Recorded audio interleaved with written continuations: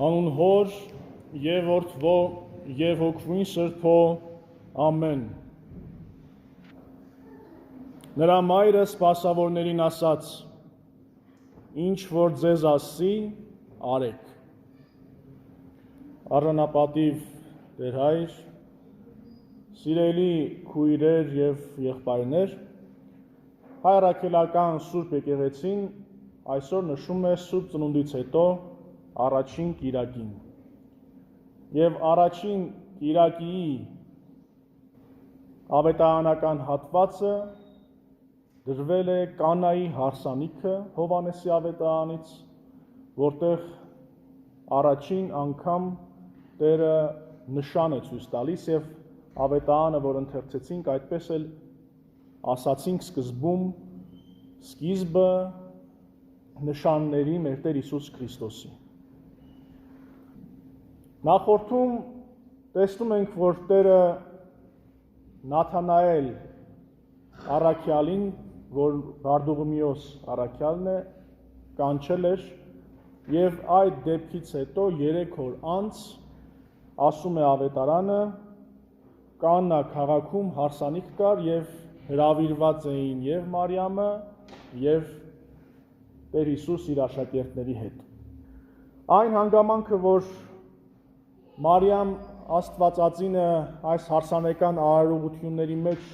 նշանակալի դեր է ստանձնում եւ կազմակերպչական հարցեր է լուծում նաեւ, ցույց է տալիս, որ այնուամենայնիվ հարսանեկան շրջանակը կամ Փեսայի ազգականները նաեւ Մարիամի ազգական էին։ Դրա համար է Մարիամը հոգում նման կազմակերպչական հարցեր։ Ինչ է տեղի ունենում։ Հարսանիքի հրավիրվածները շատ էին լինում եւ գալիս է մի պահ, որ գինին սպառվում է։ Եվ Մարիամը մոտենում է Հիսուսին եւ ասում է. գինի չունեն։ Գինին հին կտակարանում եւ նաեւ մշակութային առումով համարվում էր ուրախության նշան։ Գինի չունեն ասելով մի տեսակ կարող ենք հասկանալ նաեւ այն, որ ուրախությունը կիսատ է մնում, ուրախությունը պակասեց։ Պետք է նաեւ նշել, որ գինի ասելով պետք չէ հասկանալ այսօրվա մեր գինիները, որոնք որ ավելի թունդ են, քան որ առաջին դարերում հրեական միջավայրում օգտագործվում էին։ Այդ գինիները նաև փոքրիկներն էլ էին ըմբում եւ ալկոհոլային այդպիսի բարձր տոկոսայնություն չունեին։ Եվ դրա համար էլ կապվում էր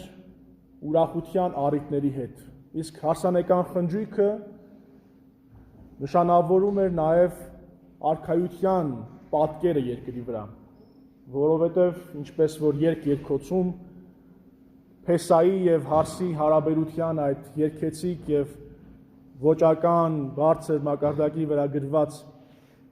պատկերները, որ ցույց են տալիս Փեսայի եւ Հարսի սիրո մասին պատմությունը, եկեղեցու հայրերը եւ նաեւ Տեր Հիսուսի ժամանակ ռաբունական ընկալումների մեջ դիտարկվում էր որպես գալիքի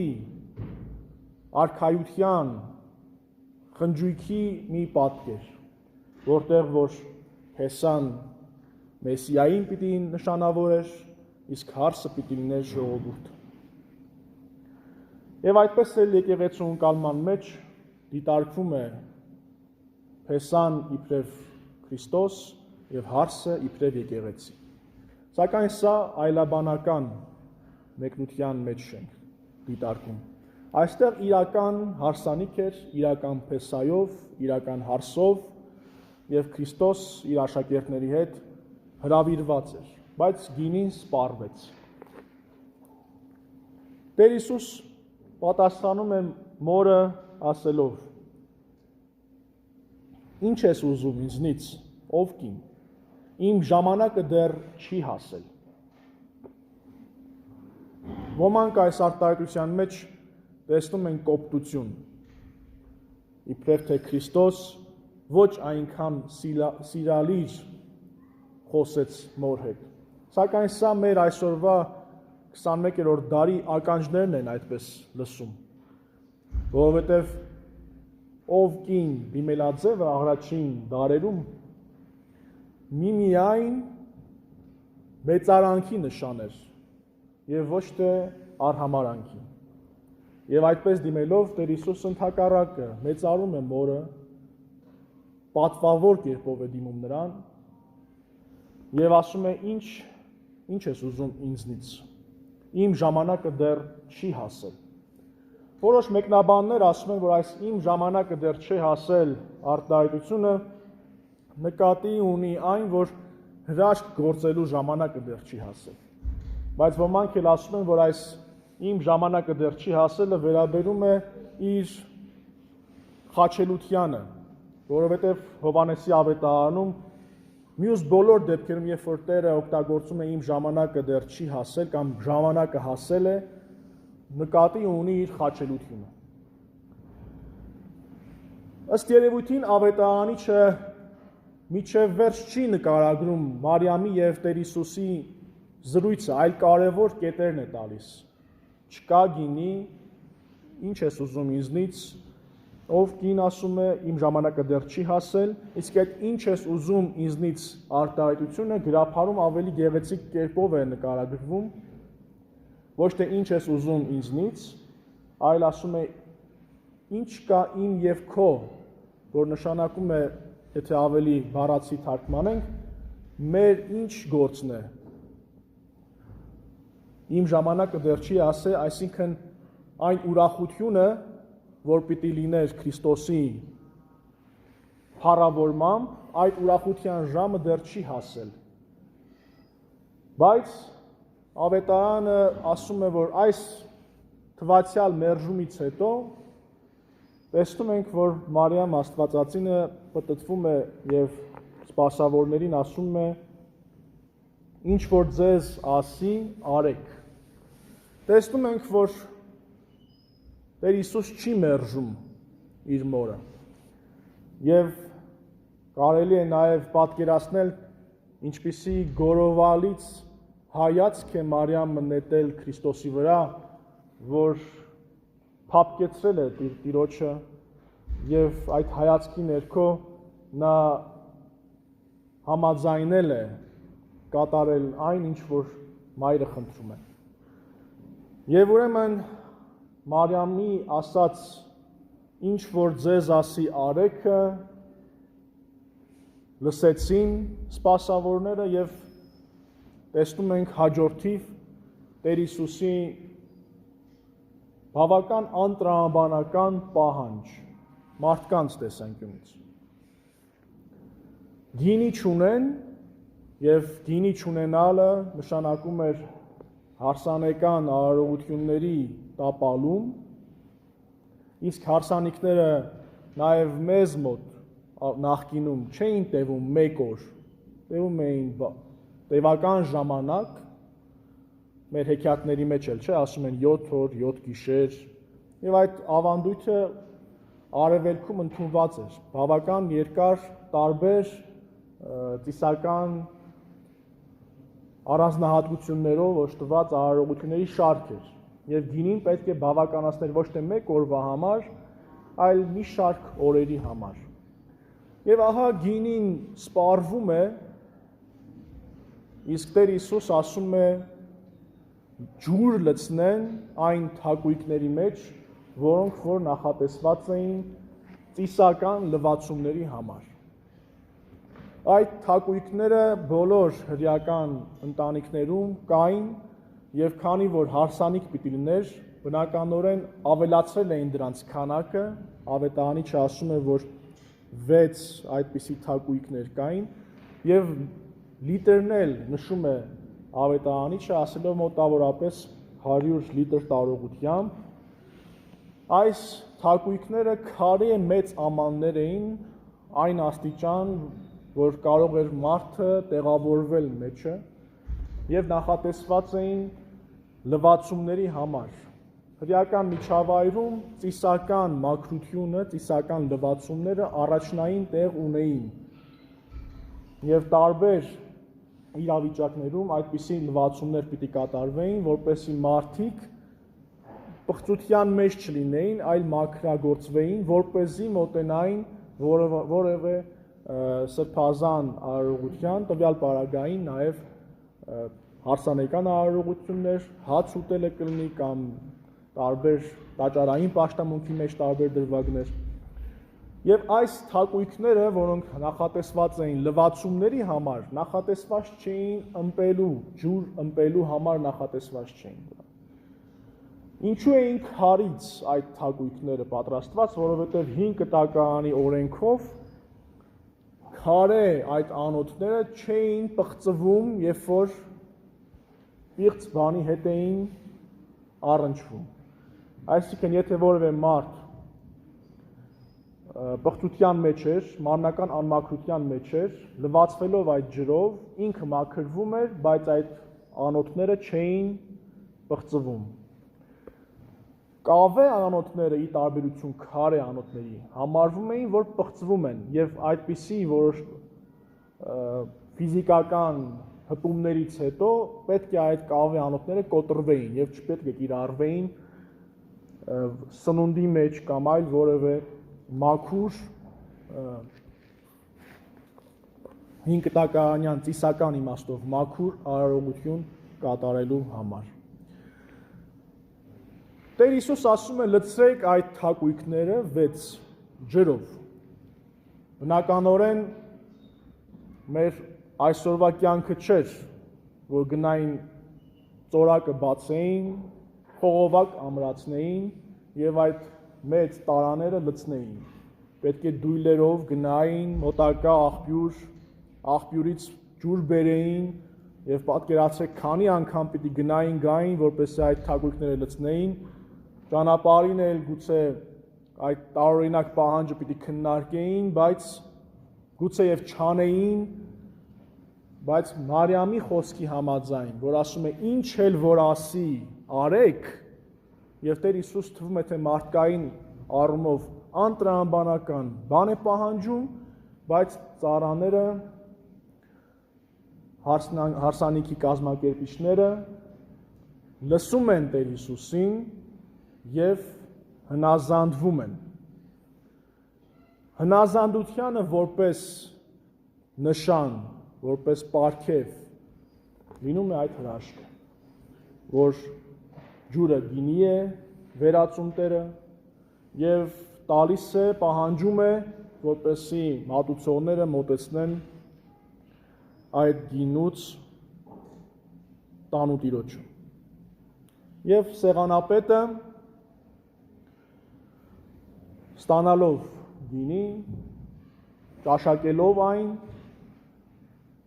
զարմանում է, որովհետև չգիտեր, թե ինչ է տեղի ունեցել, եւ գալիս է տանու տիրոջ մոտ եւ ասում է ամեն մարդ սկզբից լավ գինին է մատուցում հյուրերին եւ երբ որ մի փոքր խնջույքը թեժանում է, բերում են ավելի պակաս արժեքի գինի եւ այդպես են վարվում սովորաբար, բայց դու ասում է թողեցիր լավագույնը վերջում եւ սա ասում է սեղանապետը իբրև գովեստի խոսք, իբրև պատիվ այդ ընտանիքին։ Ուրեմն Տեր Հիսուսի շնորհով այս ընտանիքը, որ կանգնած էր անարգվելու շեմին, մեծագույն պատվի արժանացավ։ Եվ ավետարանիչը ասում է, որ այս հրաշքը առաջինն էր, որ Տեր Հիսուս կատարեց իր հրապարակային գործունեության իբրև սկիզբ։ Շատ կարևոր է նշան արտահայտությունը։ Մենք սովոր ենք հրաշք ասելով չափազանց կարևոր մի բան տեսնել դրա տակ, բայց ավետարանիչը ասում է նշան այդ հրաշքին։ Եվ նշան ասվածը որպես